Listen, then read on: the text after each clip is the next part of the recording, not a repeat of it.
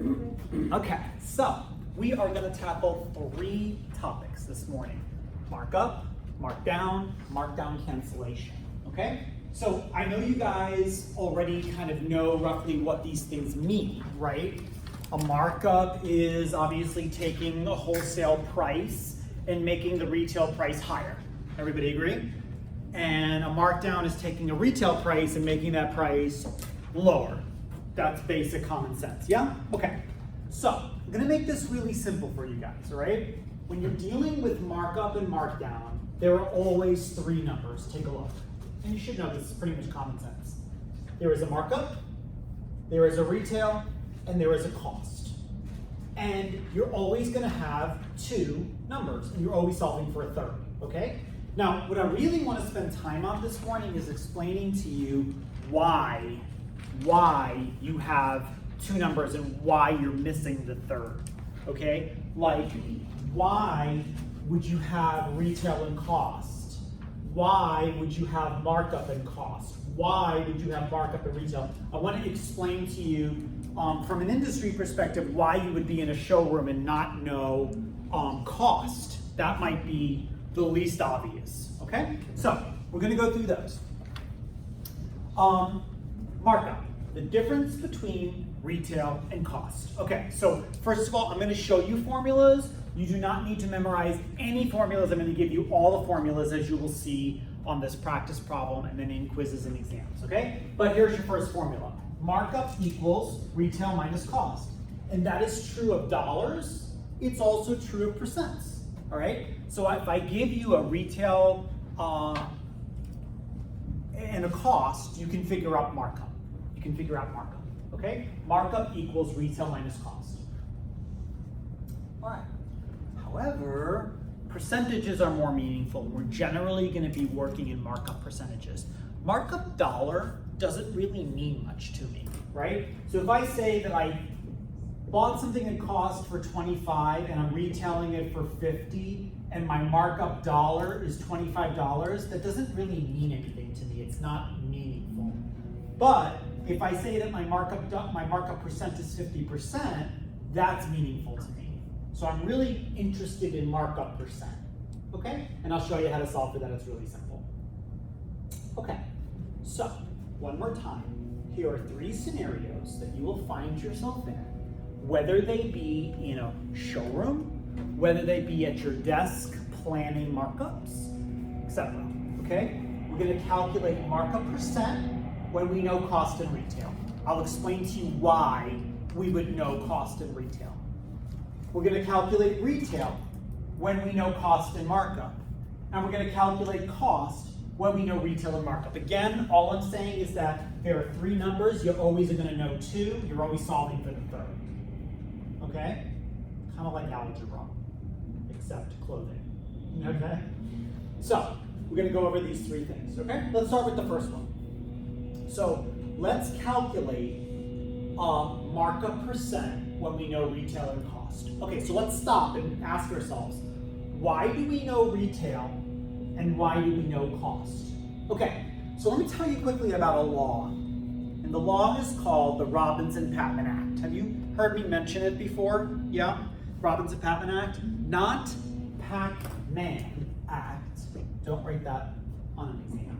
Robinson-Patman Act, okay? What is the Robinson-Patman Act? Well, basically part of this law says that a wholesaler, a showroom, a vendor, a retailer, they cannot force you to retail goods at a certain price. Do you know that? That's illegal. That is why you guys see on tags, on like hang tags in stores, MSRP. What is MSRP?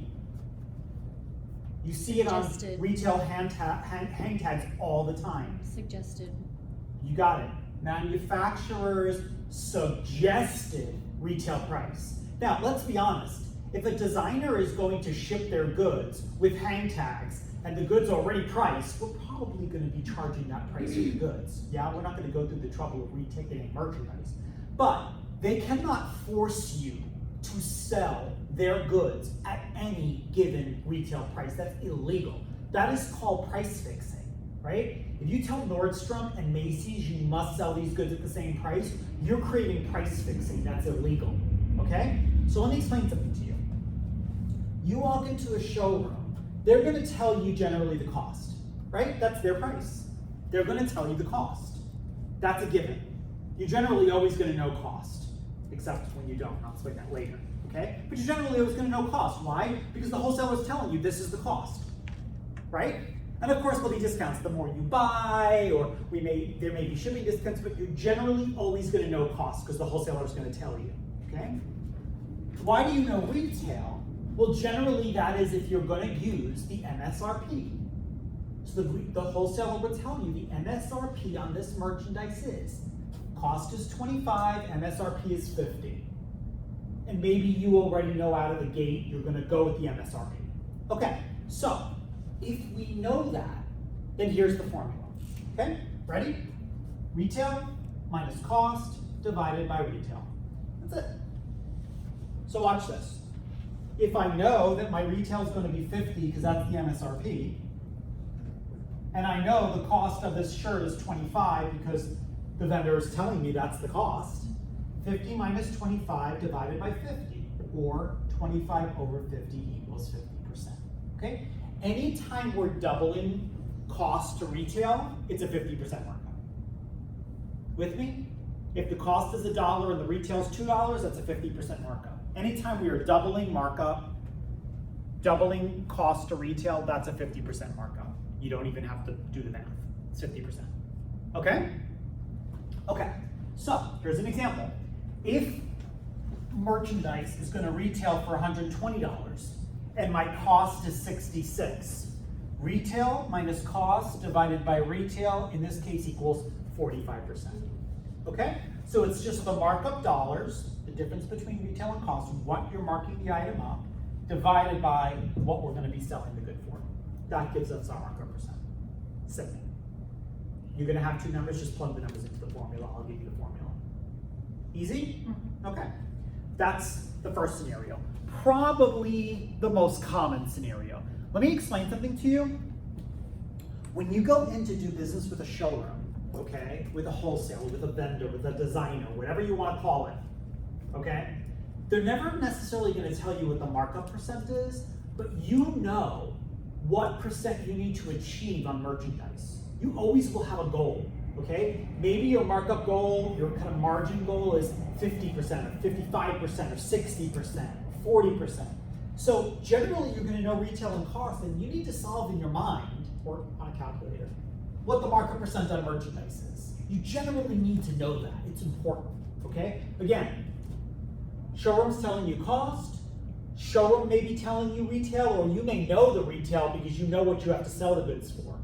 And here you're trying to figure out the markup percent, okay? To know whether this is going to be a profitable piece of merchandise. Cool? Okay, that's step one, or the first one. The second one is, we know cost and we know markup percent.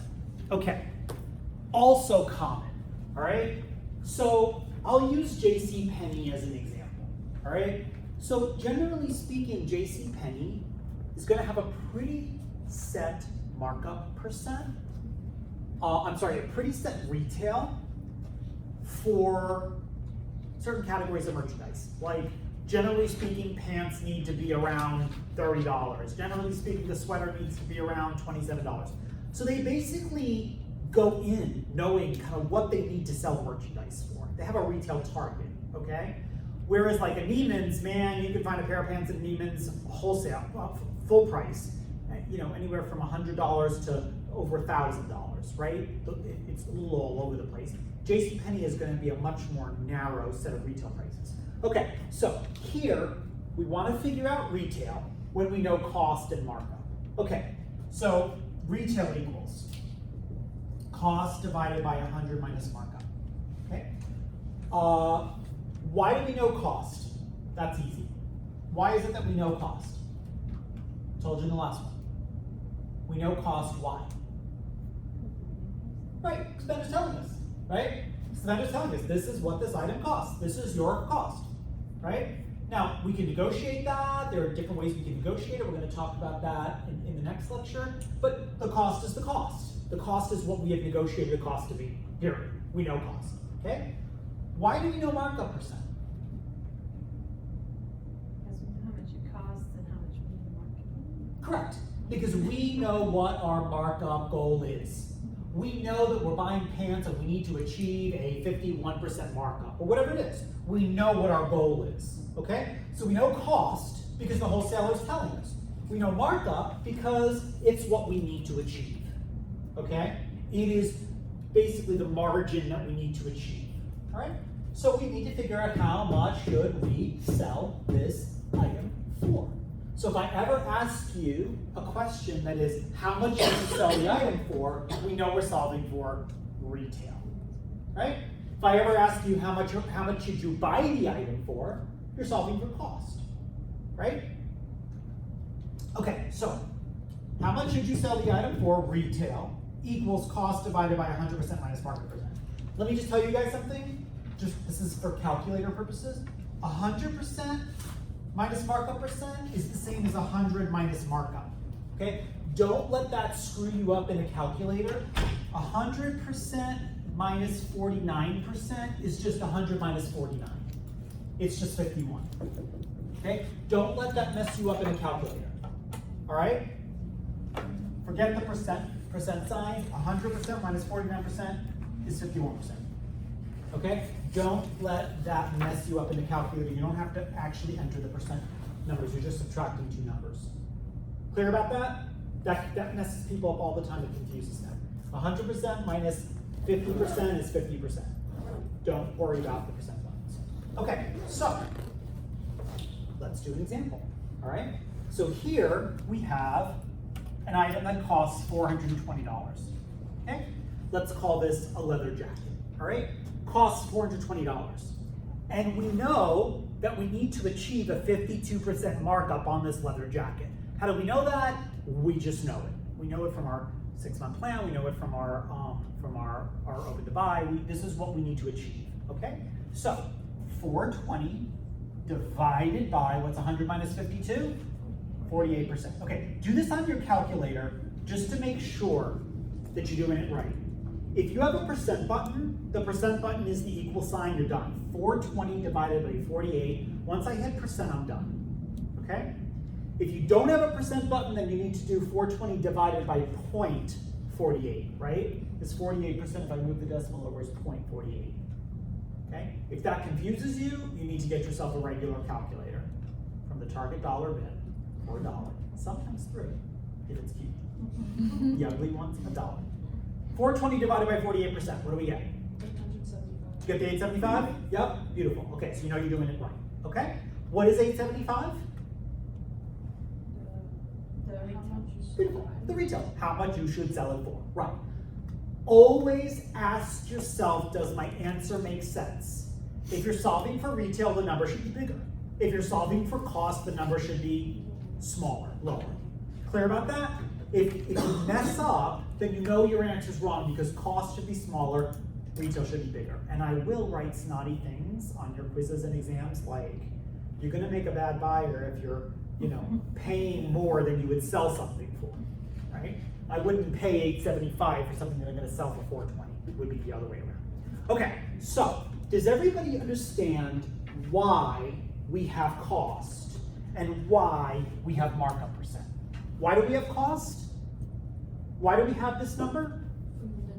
Right, because we're in a showroom and the vendor's just telling us this is how much the item costs, okay? And why do we have markup percent, 52%? Because that's our goal. Because that's just our goal. That's what we're trying to achieve by selling this, by buying and selling this merchandise. And this is, How much you should sell that? you got it. This is the retail we should sell the goods for to achieve that markup at that cost. Ta-da! Okay, ready for one more? Not hard at all, right? Just gonna give you a formula, you're gonna plug the numbers in. I'm gonna give you two numbers, you're missing a third. The third number is what tells you which formula to use. Okay, so the third one is,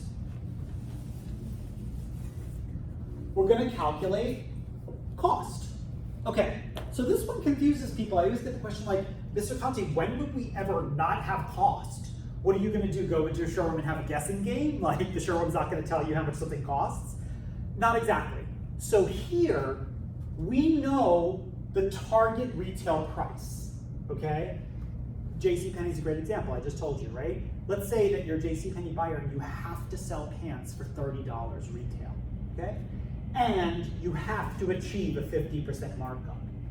In this problem, you're calculating how much can you afford to pay. That's the point of this formula. How much can you afford to pay, okay? So here's the formula. Cost equals retail times 100 minus markup, okay? Retail, that's how much we really want to sell the merch for. And markup is that's how much we need to achieve by selling this merchandise. The answer is going to be how much we can afford to pay, okay? I'll say it a different way. It's how much we're going to go into the showroom with a vendor and negotiate for. Listen, I cannot afford to pay more than $7 a unit for this. So let's make a deal. How many units do I need to buy to drive the cost in? Okay, let's look. Example. Retail needs to be 80 bucks. That's our target retail. That's how much we need to sell the merch for. And we need to achieve a 48% markup. Low, okay? So, retail times 100 minus markup. 100 minus 48 is 52. Everybody with me on that? 80 times 52 equals, make sure you got it. Do it on your calculator. 80 times 52%. Okay? And you know your answer is going to be smaller. You know your answer is going to be almost half of 80. Why is your answer going to be half of 80? Because the markup is almost 50%. Okay? Everybody get 4160? Boom. What is 4160? It's how much we can afford to pay for this merchandise. Okay, let's do a little practice, shall we? I'm in the back of the book, 8 pages from the very end of the book, okay? And I'm gonna read you number 1. All right? Actually, let's do 1, 2, and 3 together. Like literally, let's do them at the same time, okay?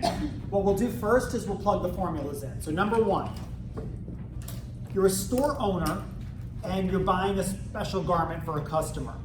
The cost is $85.50 and the retail is $156, whatever it says.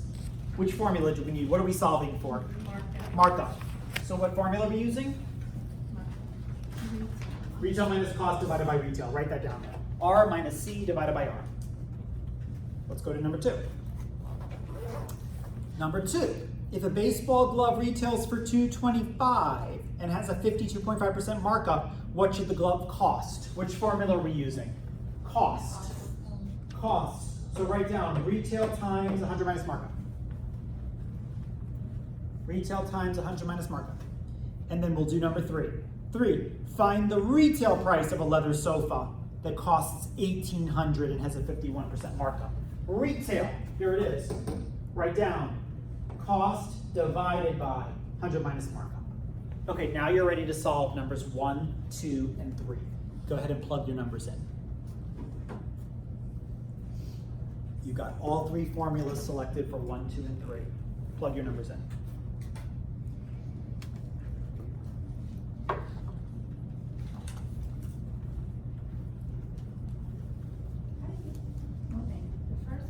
Yes. Retail, read it to me, it says, yeah, cost. Okay, the cost. When the cost. Gives you cost and it gives you retail? So if you have cost and you have retail, which one are you missing? Markup percent. So that's the formula you're using. I'm leaving the formulas up, just cleaning up the board.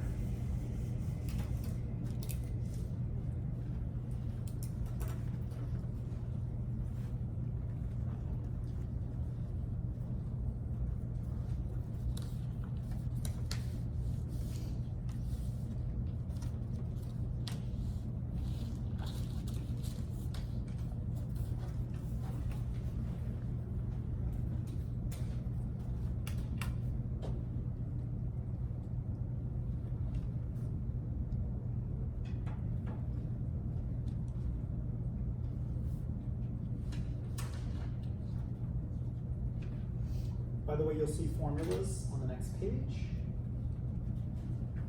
Although they are already on the board.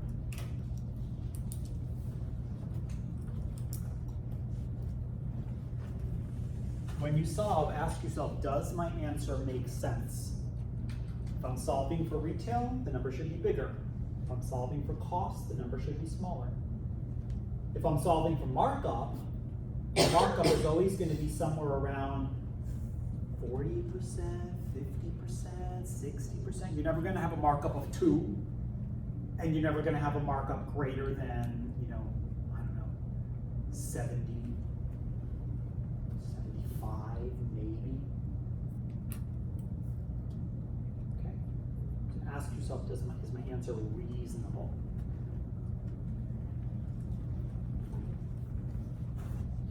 Tell me when you got all 3. Give me the I'm an overachiever nod. All right, cool.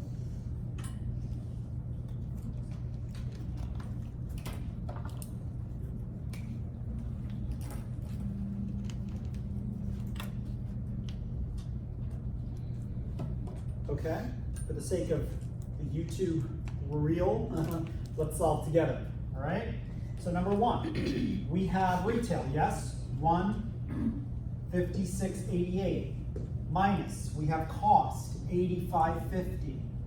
Retail minus cost divided by retail, 156.88. What should my answer look like? Before you tell me the answer, roughly speaking, when we're solving for a markup percent, what's your answer going to look like? Give me a percent. Almost 50%. Great. 50% would be a reasonable answer. 5% would not, and 500 would not. Okay, but 50% would be a reasonable answer. Okay, subtract retail and cost, divide by retail. What do you get? Tell me, if you don't mind, if somebody can do it again, tell me the answer in your calculator.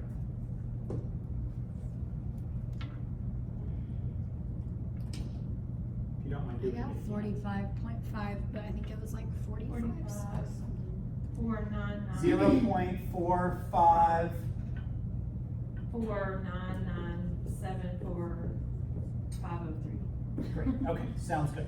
Okay, so that's our answer to the calculator. Yeah, watch what I'm going to do. I'm moving my decimal over 2, 1, 2. And so I want my answer to be 45.499. So what should I do to the 4? 5. 45.5%. Is everybody cool with that? See what I did? I took my decimal over 2. I looked at the next 2 decimals, 45.5%. Okay? Does that look like 50%? Yeah. That looks like a reasonable markup. Okay? All right. Second one. So a baseball glove. I couldn't have come up with a better example than that. Retails for $225. $225. And it has a 52.5% markup. 100 minus 52.5. Okay, so 225 divided by, what is it, 47.5%? Did I get that right? Okay, equals, is my answer going to be bigger or smaller than 225? Smaller. It better be around half of this number, right? You're not going to make a good buyer if you're paying more than you're selling goods for. Okay, what'd you guys get? 106.88. 106.88? Somebody else? Okay, great. I'm gonna pay about $100 to sell an item for around $225. Makes sense to me. Good? All right, questions so far? Everybody good? All right, last one. The last one is, find the retail price for a leather sofa. Okay, so the sofa costs $1,800. And the markup is 51. What's 100 minus 51? 49. Is my answer here going to be bigger or smaller than 1,800? I'm paying 1,800 for the sofa. Bigger. So 18 times 2 is 36. What'd you get? 36, 73, 47. Like that? Somebody else? Okay. And honestly, if I were a buyer, I would then round this whole thing up to 3,700. Because you're not going to ever walk into a store and see a sofa for $3,673.47. That's just ugly, right? So you can write that as your answer, but as a retailer, I would sell that sofa for $3,700. which would give me slightly more than a 51% markup. Okay? Good? This is either so easy that you're bored or you're panicking or what? Or somewhere in between? Cool. All right. Sweet. Okay. So that is markup in a nutshell. Do you want to go on or do you want to practice more?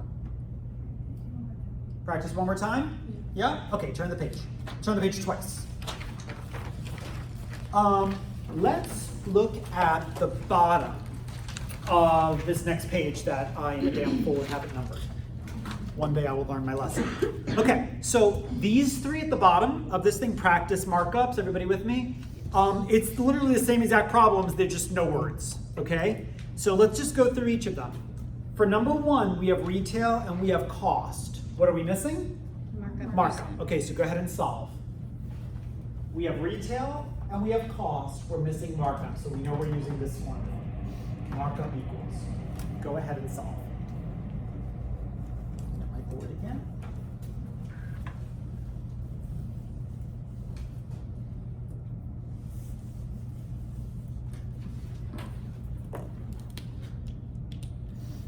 Right, so 5850 minus, bless you, 2896, retail minus cost, divided by retail, 5850. What'd you guys get?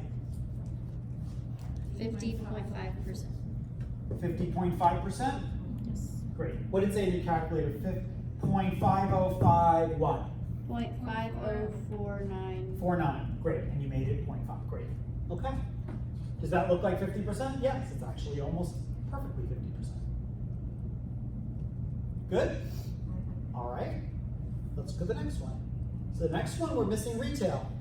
How convenient in order. We have cost, $49. I'll put that here. And we have markup for 49.9.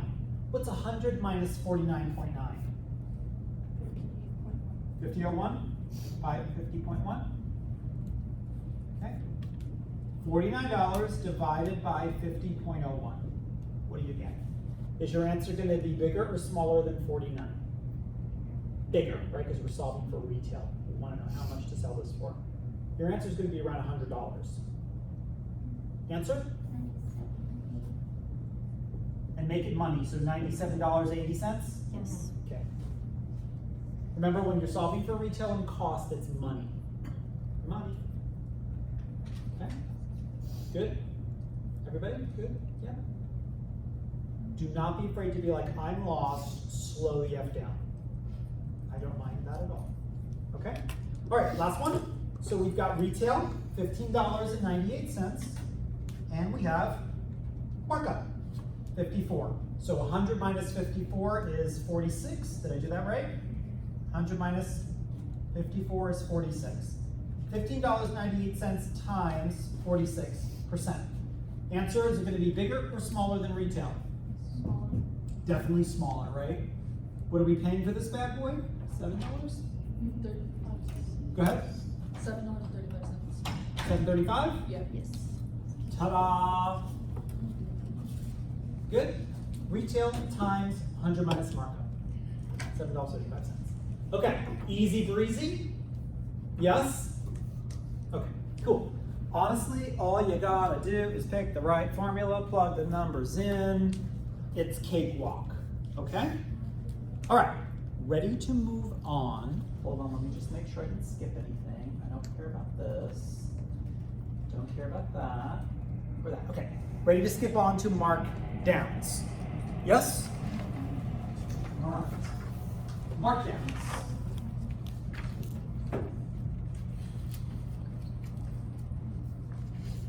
Ta-da. Okay, so here's the good news. Markdowns really only have one formula, okay? So in total, we really only have 4 formulas to this topic, which is nice. Okay, so first of all, markdowns are only one kind of price change. They're not the only kind of price change we do, okay? Markdowns, markdown cancellations, additional markup cancellation, employee customer discounts. all of these are price changes, okay? So markdowns don't really, they don't encompass all of the reasons why goods change price, okay? Or change markup, markdown. Okay, but these are the types of price changes. What we are doing in this chapter, in this topic, is calculating markdown, and then I'm gonna show you markdown cancellation. Markdown, easy. Markdown cancellation, a little more complicated, okay? Do not fear, I will show you. Okay, so everybody cool with the types of price changes? Good? Markdowns, we know what they are, right? Just a revision downward of price.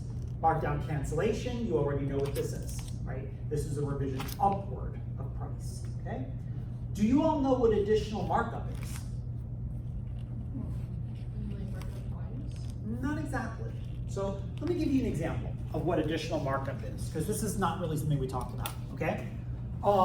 Here we go again, let me do candles. Okay, so let's say we bought 5 candles. You all tell I love candles. When we were at Niven Morgan, how many came to Niven Morgan with me? Like, that's like my heaven. Like, I mean, an office full of candles, like, it's amazing. So we have 5 candles, and they retailed for 30, and I paid 15 for them, okay? What's my markup? That's easy, you don't even need a formula. If I paid 15 to retail for 30, my markup is 50%. Okay, great, so I sold out of all of them, they're gone, boom, okay? And I'm gonna reorder. And now, because I'm reordering more merchandise from this vendor, the vendor gives me a better price. I am gonna buy these goods for 10. Why? Because I'm such a good buyer and I've negotiated, this is a reorder, I'm gonna pay a better price. Now what's my markup?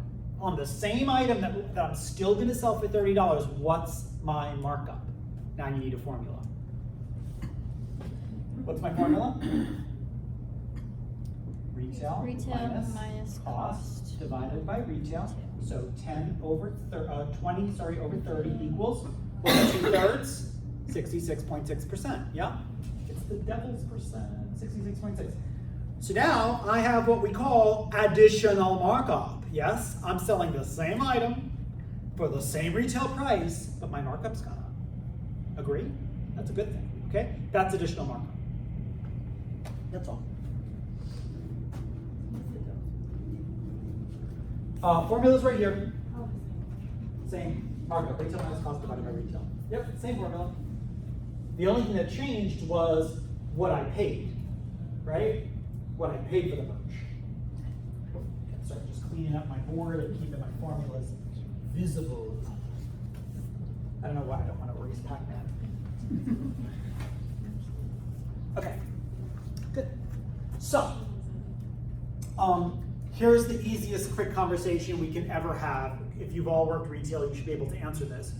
Why is markdown necessary? Why do we need markdown? To move. Yeah, to move goods, right? Because all goods, especially fashion goods, have a life, right? They have a planned life on the sales floor. You guys know that. And the trick is getting the sense of the rhythm of how quickly they're moving. And if they're not moving quickly enough, you guys know what's that called? The speed at which merchandise moves? Turn, sell-through, either of those. Sell-through is really what I'm talking about. If the sell-through on merchandise isn't fast enough, what's the quickest way to make them move faster? Markdowns, of course, right? Okay, so helps increase sales. It provides both money and room for new merchandise, right? There's the other thing that we don't really talk a lot about is room. We need physical space. And so if we're not able to move through merchandise, there's not going to be space for next month's delivery. So there's that. Helps buyers to locate trouble spots. I want to tell you guys something. When I went through the executive training program at Bloomingdale's, we used to have like tons and tons of guest speakers. And I remember this one guest speaker, she came in and she said, bad buyers never make mistakes. She said, good buyers make mistakes. Good buyers take chances on goods. Good buyers take chances on new vendors and new merchandise and new trends because you never know when you have like a winner on your hand. And if you're taking chances with bringing goods into your store, ultimately, what are you going to be doing often? markdowns, right? You're always going to take a gamble on goods that don't sell, and you have to mark them down and move through them. But how will you know if you don't take a chance? Okay, so there's that. All this type of stuff. Stimulate sales for slow movers. Get rid of undesirable merchandise. Free up open to buy. How about this one? How about there's nothing wrong with the sale of the merchandise. It's flying by just fine, but Nordstrom down the hall marked it down, and we carry the same merchandise. So now, guess what? Your sell-through is going to come to a screeching halt if you don't mark the goods down. Yes? So sometimes we just need to be competitive and mark goods down when the competitor did it. Okay? So sometimes it doesn't have to do with goods not selling or you having made a mistake as a buyer or not having the right assortment. It's just because we're matching competitors' prices. Okay? And that's why it's so important for buyers to constantly walk the mall in Timbuktu. Okay? To see what the other retailers are doing. Okay, everybody agree? Yep? All right, sweet. You're like, yeah, let's just get to the numbers. All right, written question on exam number, final exam. Doesn't have a number, final exam. Why do buyers mark down goods? So, okay, Mr. Conte, you just gave us all the reasons why. We mark down goods because they didn't sell, because we bought too much, because it's the wrong merchandise, because the competitor marked them down already and we need to match their price. Okay, all of those are buying errors. I want to tell you about the other reasons why we take markdowns. So a buying error literally is like we bought too much, we bought the wrong assortment, we put the wrong product in the wrong store, we took a chance on a trend that didn't really register with our customer, stuff like that. Those are errors that come out of the buying office, okay? We own those, take responsibility for them. Let me tell you about selling errors. Selling error is something is happening on the sales floors. What could be happening on the sales floors? I'm gonna tell you a funny story. You guys know at Ralph, my job, nothing to do with buying, was visual presentation, right? I showed you my video. Yes, did you all enjoy that? Yeah. Training videos. So part of my job was basically to show the stores how to set up our merchandise, okay? So we used to go down to our distribution center, Ralph Lauren Distribution Center in Greensboro, North Carolina. We would go down there 4 times a year, and we'd bring all the samples of the collection that we just went to market to sell, so the goods were sold. We bring the samples down to we had a fake shop, like a dummy shop. We called it the lab because it was like a laboratory. And we would set up the samples in this fake shop, okay? And we only had one piece of everything. So we'd literally have one piece, we'd put it on the table, we'd have like a graphic designer go in and build up all the fixtures to make them look full. Okay, here's my funny story. So it was one winter season, we had this beautiful black velvet dress. It was awesome, and it did really well for Ralph Lauren retail, but I'm talking wholesale. And I don't know how or why, but somehow the dress got put on the mannequin in the shot backward. And it wasn't a cute look on the mannequin backward, but I don't know why none of us caught it. And the books, they were books at the time, got printed and shipped to all the stores. And then sure enough, this dress got put on the mannequins in every Macy's and Village backwards. And the dress wasn't selling and nobody could figure out why. Why is this dress not selling? And guess what? It wasn't because there was anything wrong with the style. It wasn't because we didn't assort it properly or the buyers bought it. It was a selling error. In this case, it was a visual merchandising error. The stores were displaying it wrong. Okay? That's a selling error. Here's another one. Sometimes when you sell a very complicated product, like a technological product, and you don't have enough training and you can't explain it, it's not the buyer didn't buy the right thing, it's that the store is not capable of selling it. Okay? So it's stuff like that. It's lack of training, it's poor visual merchandising. Sometimes goods literally will go hiding in a stock room and the buyer is so frustrated, why is store number 5 not selling XYZ? It's because it's sitting in a box hidden somewhere, you know, either in a stockroom or at a receiving area, or it's just missing. Those are selling errors. Got it? Nothing to do with the buying office. Pricing error. So I always tell the story's so freaking old that I need to get over it. The Gap Inc., for one of their anniversaries, did a line called 1969. Do you guys remember this? And they had a line, when they first came out with 1969, the jeans were like $400. Now, I'm cool with the pair of $400 jeans, but not from the Gap. With me on this one? Customer walks into the Gap and they shit their pants when they see a $400 pair of jeans. Agree?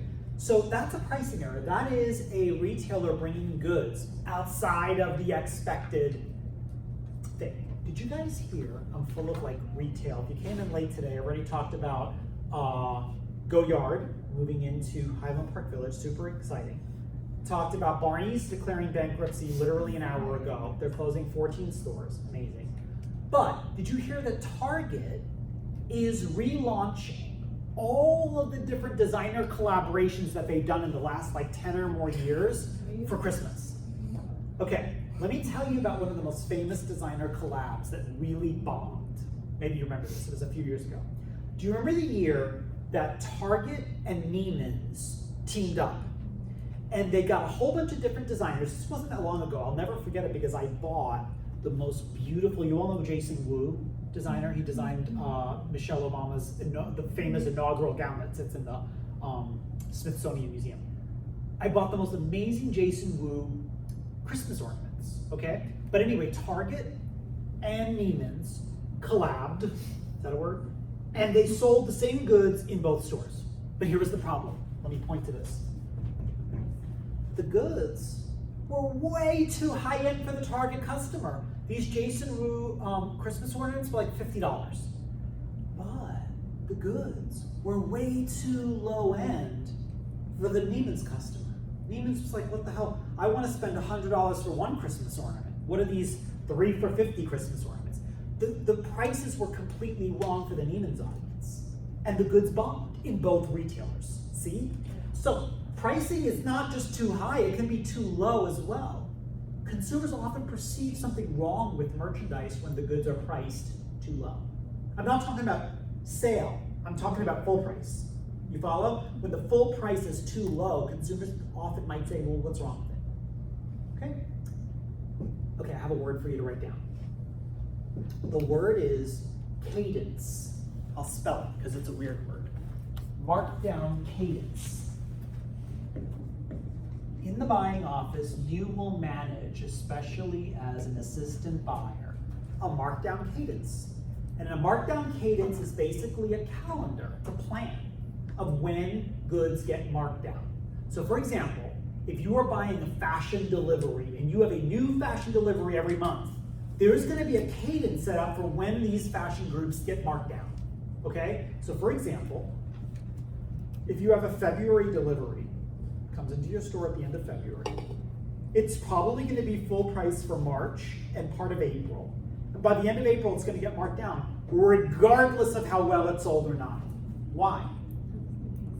Right, because the new group is going to come on the sales floor and you're gonna need to be able to consolidate that goods, shove it in the back, and make room for new merchandise.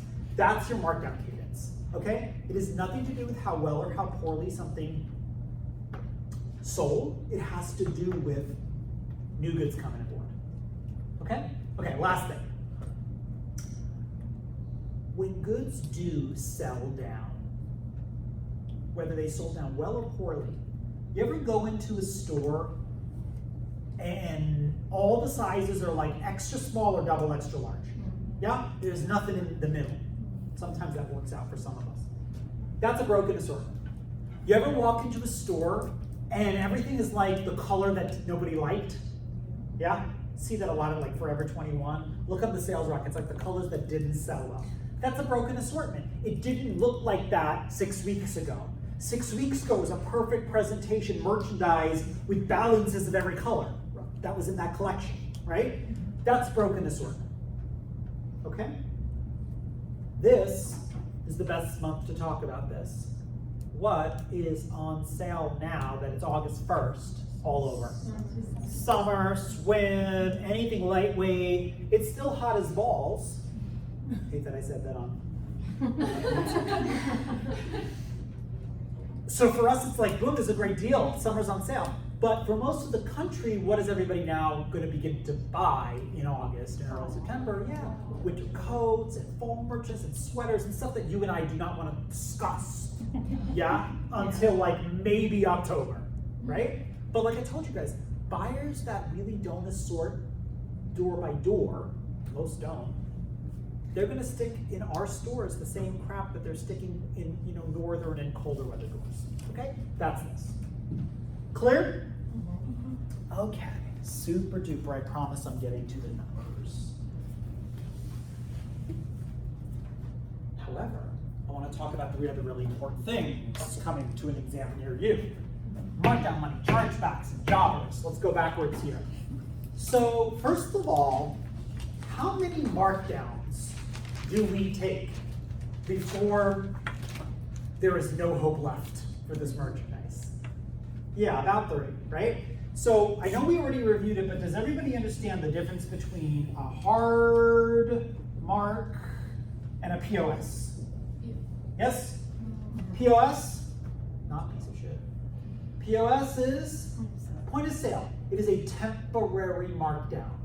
Okay? It's a markdown on merchandise that will what? Go back up. Yeah, expire and go back up, right? It's a temporary sale. Okay? The goods that you're seeing right now in retail stores, they aren't POS. Those are final markdowns, hard mark, permanent. Okay? What's going to happen to those goods after August? Well, depends on who the retailer is. What does that mean? They're put away, they put in the back. Probably Marked not. down again. No, because it's the final markdown. Okay. By the way, once we take our final markdown and then the goods have to go permanently go, most retailers will mark the goods down to 1 cent. It doesn't mean that they're selling it for 1 cent. It means that they're owning it at 1 cent. Okay. Now, what's going to happen to goods after they're hard marked? What will happen to the spring, summer merch that remains on the sales floor at the end of August? Okay, a couple of things depending on who we are. The first thing is we may negotiate with a jobber. What's a jobber? And the old school term was a penny job out. Super old school term. Talk to like a New York Garmento and they'll talk about penny job outs. A penny job out refers to marking the goods down to a penny and then jobbing them out to a jobber. What's a jobber? Aaron? Like TJ Maxx, Ross, Eileen, St. Tuesday Morning, right? All these major retailers around the United States that are jobbers, their job is to close out on job outs, okay? Now, let me go a step back, because before we get to that, what's a better option?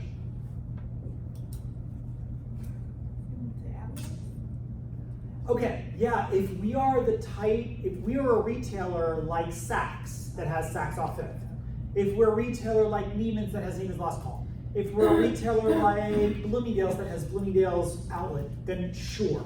Not every retailer has their own internal outlet, okay? But what would be even better than sending it to our own outlets? Come on, negotiators. What would you negotiate? Bring it back to the vendor. Yeah, RTV, right? That's always going to be your better option. You call the vendor and say, listen, take these goods back and give me a credit for a future season's open to buy. That's always the best option, okay? You're usually going to do better there than having to deal with a jobber, which is a whole other like job, literally, right? All of a sudden now you're becoming the account executive selling goods. That's not your job. Job is buyer. Okay, now, let me go up here for a second. When you take markdowns, especially if those markdowns are excessive, why would you take excessive markdowns? Common sense. Why would you be taking excessive markdowns? Because, It's not selling. right, because the goods didn't sell, right? They were duds for whatever reason. It's not just because there's a design issue or the colors are, sometimes if there was quality issues, sometimes, let me just clue you into something. And I know this because a certain company I used to work for would do this all the time, and I won't say it on camera. You show samples, and the samples look one way in the showroom, and then what you actually manufacture and ship to the stores does not exactly look that way. It's not exactly as high quality, or the fabric is a little bit dumbed down, right? So guess what? You bought one thing in the showroom, but what you're getting could be different. Could be diluted quality. That's not cool, right? But vendors do that, okay? And a lot of times if you're a buyer and you've gone to market and you didn't take pictures, dude, it's 6 months later, you may not even remember. Some buyers don't even get out of their office to go look at the merchandise. Think about that. Okay, so you took markdowns, excessive markdowns, because the goods didn't sell for whatever reason.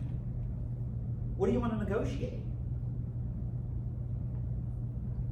Just say it, I'm pointing to it.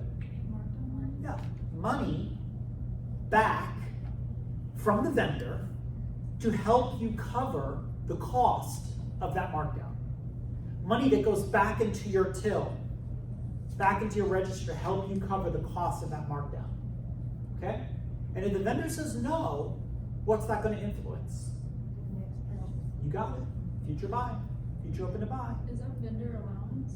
It is. It's one example of a vendor allowance. Yeah. Vendor allowance generally is money that you get back at the end of the season that might help you with things like future marketing, future advertising, upkeep of your shops, you know, to bring the designer in, if there's a designer, to get them to one of your stores for an appearance.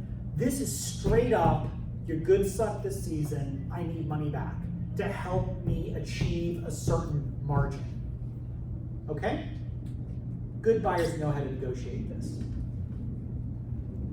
Don't worry about that. Good? Okay.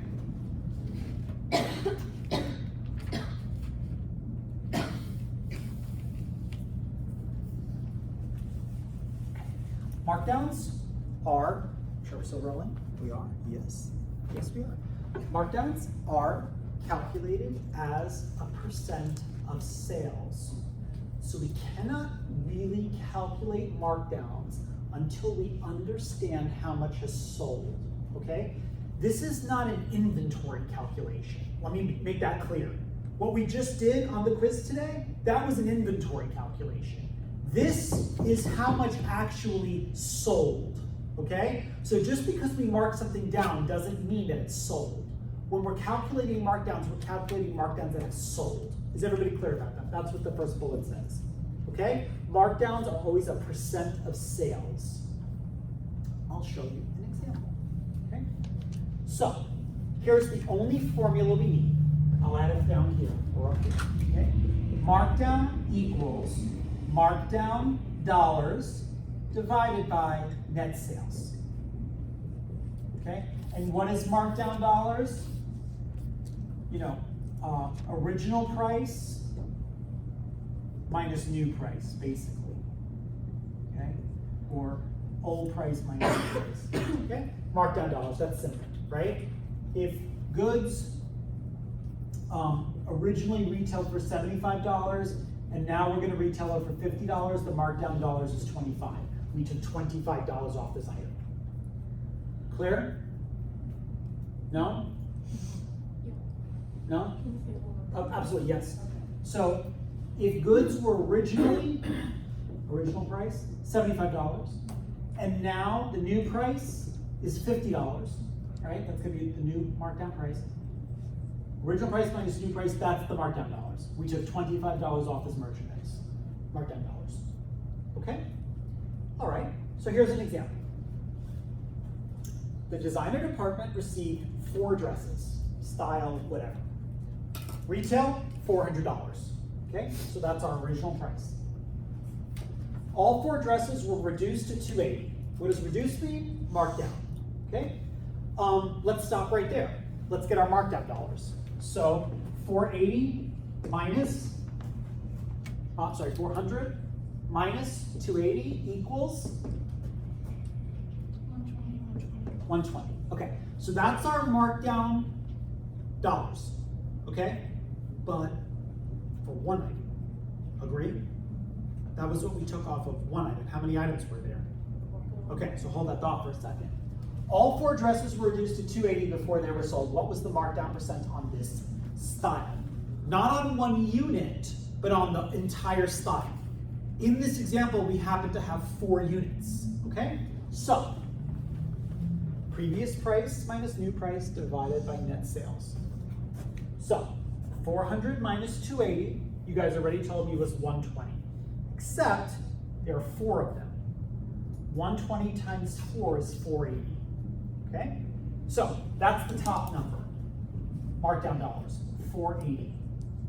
How did we get it? 400 minus 280 is 120. 120 times 4 is 480. 4 units. Okay? Sales. What did we sell this item for? How much is the new price? 280. 280. 280 times 4 equals our sales. It's the bottom number. Okay? 480 times, divided by 1120 gives me a 42.86 or 42.9% markdown. Okay? Let's practice this some more. Let's go back to, if you guys go back to the 8th page that we were just working on, the original page we were working on, skip back a page. Let's look at number 4.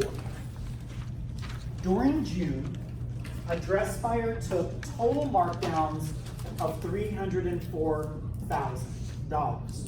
What is $304,000?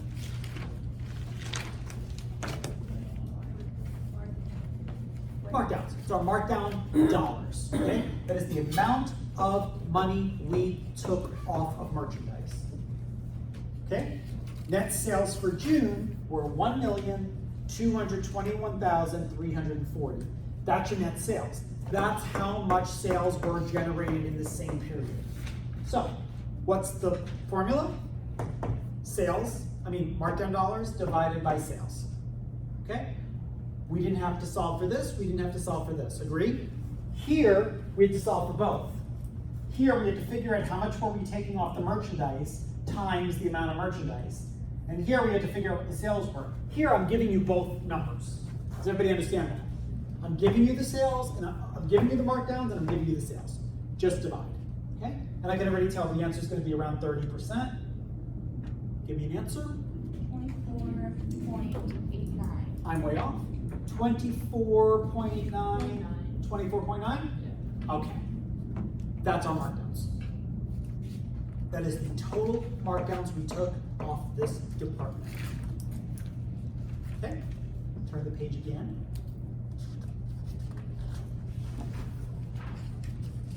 All right, skip number 1 because it's literally the exact same problem. Let's look at number 2, where we actually have to solve for the top number and the bottom number, okay? So number 2, during a 1-week sale, net sales, I gave you the answer, were $3,850. That's your bottom number. Does everybody agree? Yes? Markdowns divided by sales. So you've been given the sales. Okay. If the following markdowns were taken, calculate the markdown percent. Okay, so we want to figure out how much are the markdowns? How much money did we take off of the merchandise? Okay, so let's start with skirts. We'll do it over here. We have 13 skirts. 38 minus 30. What was the markdown? $8. 13 times 8. 13 skirts times $8 off each is 104. Okay? That's your markdown dollars on the skirts. 11 dresses. 60 minus 50 is $10. So we took $10 off of the dresses. 11 dresses times $10, 110. Agree? Let's go to the next one. 7 blouses. They were $19, now they're $10. How much did we take off? 9. What's 9 times 7? 63. Okay. 18 sweaters. They were $28, now they're $22. That's a difference of 6. What's 18 times $6? Okay. And then finally, 22 pairs of pants. They were $24, now they're $17. 7. Yeah. 22 times 7. What is it, 154? Okay. So, what did we just do? We just took all the merchandise we have and we figured out the markdown dollars. How much came off of each item? Okay. Now go ahead and add that up. We want to know the total markdowns we took in this department.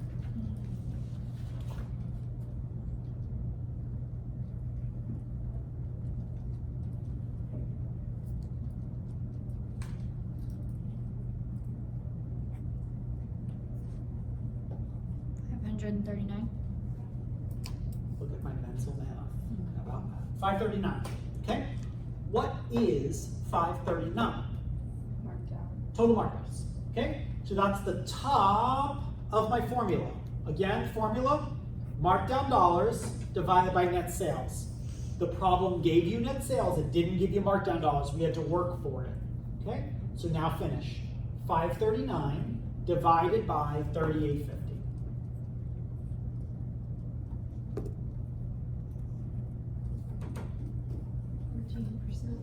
13? 14. 14?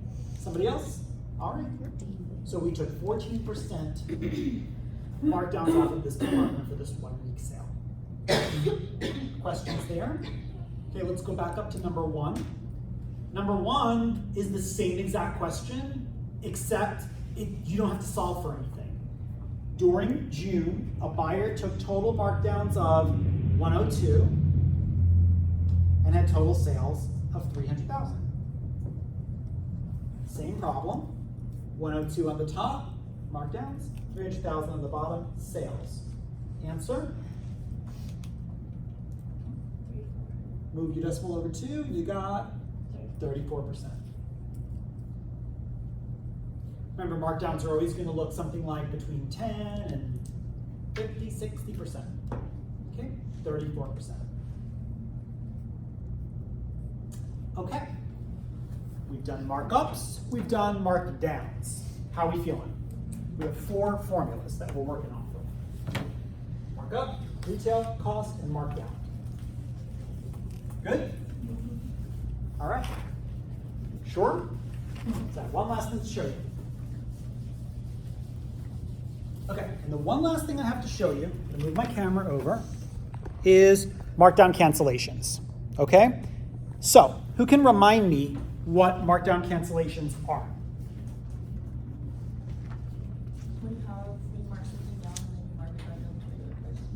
Yeah, when you mark something down, and then the sale is over, and the remaining units, the remaining inventory gets marked back up, okay? Usually back up to full price, but sometimes back up to some other price. And I won't do that to you in here, but you don't always mark those back up to like the full retail. Sometimes you just mark it up to some other price, okay? So, how do we calculate this stuff? Okay, did this already on a different slide, but let's just make sure everybody's cool. A hard mark is permanent, point of sale is temporary, yes? All markdown cancellations come from which? Temporary. Point of sale, right? It's that the POS markdown is over and we're marking things back up, okay? Talked about this already in a previous slide. Okay, so a markdown cancellation is an upward price change on a previously reduced merchandise. I think you guys all understand that. We've talked about it quite a bit, but we've never calculated it before. I am going to show you my patented method for calculating markdown cancellation, and it's foolproof because I have a little mechanism to check your answer. I've developed this myself. I'm going to show you. Okay, here we go. So, for a midnight sale, 24 jackets were reduced from 80 to 60, okay? Every time we do markdown cancellation, there's gonna be 3 lines, all right? Your first line is gonna be total markdown, okay? So, 24 jackets reduced from 80 to 60. What is our markdown dollar? They were 80, and for this sale, we're gonna sell them for 60. What's the markdown dollar? $20. Everybody agree? Okay. So what is the total markdown we've taken on these leather jackets? Now again, it's not that we're gonna sell them all. No sale sells everything. But what's the total markdown we took on this merch as if we were to sell it all? How much? 40. Okay. Does everybody understand the first step? The first step is to take your total markdown, so all the merch times the markdown dollar, and figure out your total markdown. Good? Okay. Now, during the sale, 14 jackets were sold. This is called your net markdown. So your net markdown is how much was actually removed from the merchandise. How much markdown did you actually take? 14 times 20. Okay? You can tell me, how much dollars did we actually take off of the merchandise? 200. How much? 280. 280. Okay. After the sale, and this is how all of these are going to go, whatever was left over, the remaining jackets were marked back up to the original price. Okay, so the third line, the final line, is markdown cancellation. I always just write CXL, markdown cancellation. Okay, so watch this. You're going to love it. This minus this is this. This minus this is this. And then we can also check it across. So we have 24 jackets, 14 sold on sale. How many are remaining? 10. 24 minus 14 is 10. Okay. What are we going to do to those 10 jackets? Markup Markdown. By how much money? You don't even need to look. Look on the board. 20 bucks, right? We are going to take those jackets and we are going to mark them up by $20 each. Agree? How do I know? Because we marked them down by 20 bucks. Now it's a markup, okay? And 10 times 20 equals 200, and 480 minus 280 is 200. This is the patented John Conti method for solving, okay? Get your total markdown, you get your net markdown, a little bit different from what this book that I use shows, and then you get your markdown cancellation. This times this is this minus this should also be that. You can check your answer in two different ways. Okay, let's do it again. Let's see. Let's go back to the first page we were working on. Okay, number 5 at the very bottom. 8 pages from the back. Everybody with me? There's like a random parentheses at the bottom. Do you guys have that too? It's kind of random. Okay, for a 1-day sale, so I'm just going to erase my numbers. Okay? For a 1-day sale, a men's accessory buyer marked 400 pocket squares. Do you all know what a pocket square is? This is a pocket square. Not to be confused with a handkerchief, which is a little bit larger. A pocket square is square, and it folds down nice and neatly to not, like, you know, get all wrinkled in your pocket. All right? So, 400 pocket squares. From 35 to 1999. Okay? 400 times what? 1. Say it again. 15, 20. Say it like money. $15 and a penny. $15 and a penny. $15.01. Okay? So, what was the total? Does everybody understand how we got that? Yeah? $35 minus $19.99 is $15.01.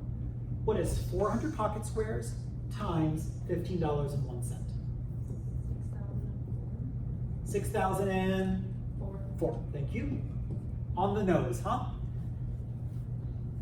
Okay, good. Keep reading. During the sale, 229 pocket squares sold. Okay? Remember, this is your net markdown. This is how much you have actually taken off of the value of merchandise to sell it.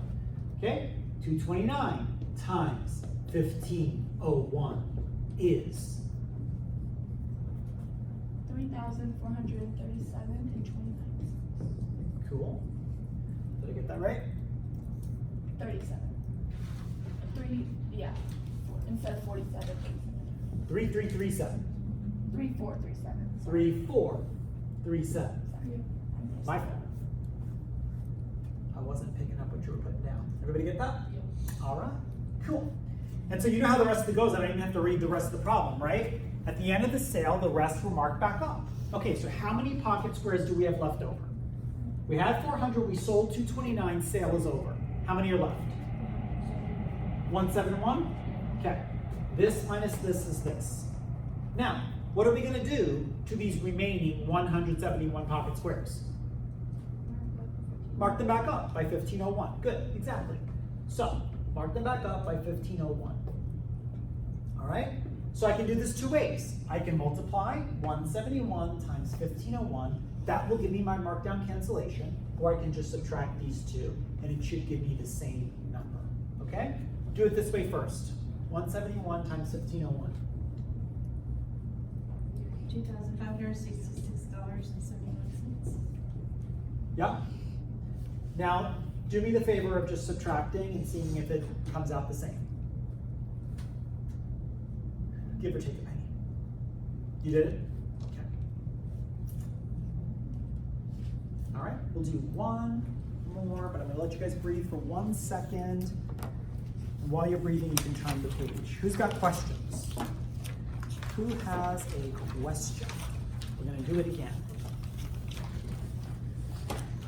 Questions before I erase? Okay. All right, who wants to read it? On the next page. Just read me the first sentence. Number 4, yes. I reduced 38 candlewood pillows from $20 to $12. Great, stop right there. So we have 38 pillows, and what's our markdown dollar? $8. $8? Yes? Yeah. Okay. Okay, so what's the total markdown we took on marking these 38 pillows down? 304. 304. Everybody good? Okay, keep reading, next sentence. During the sale, 27 of the pillows were sold. Stop right there. 27 pillows sold. Okay, so what was the net markdown we took on actually selling the 27 pillows? 216. All right. And then you don't even have to read me the rest of the problem because I'm gonna guess it says, at the end of the sale, the remaining pillows were marked back up. Yeah? Okay. How many pillows are left? 11. 38 minus 27 is 11. I can do this in my head. 11 times an $8 mark up is $88. And if I subtract 304 from 216, I will also get $88. Not that bad, is it? So the only problem is there isn't a formula, so you kind of have to remember the steps, but really just take the problem in order. Just do it in order, right? The first line is always going to tell you had a sale, you marked everything down. The second sentence is always going to say, during your sale, here's how much sold. And then the last sentence is always going to say, at the end of the sale, the remaining items got marked back up, okay? In real life, the only thing that would change would be that the markup isn't always the same as the markdown. How much were these pillows full price? $20. 20? Okay. So what if at the end of the sale, and how much was the sale price? 12. What if at the end of the sale, we didn't want to mark the pillows back up to 20, we wanted to mark them to $15.99. So then this last number wouldn't be $8 anymore, it would be whatever the difference was. I won't do that to you in this class. Okay? Questions? Ask me something really hard. Would it be $5 if you were to do that? Say it again? Would it be $5 if you were to do that? Just the original minus 15? Yes. Okay. Okay. Yes. I won't do that to you, but yes. Okay. Questions? You guys good? Are you good with markup? Solving for retail, solving for cost, solving for markdown, using sales, and that. Markdown cancellation. Good? Any more?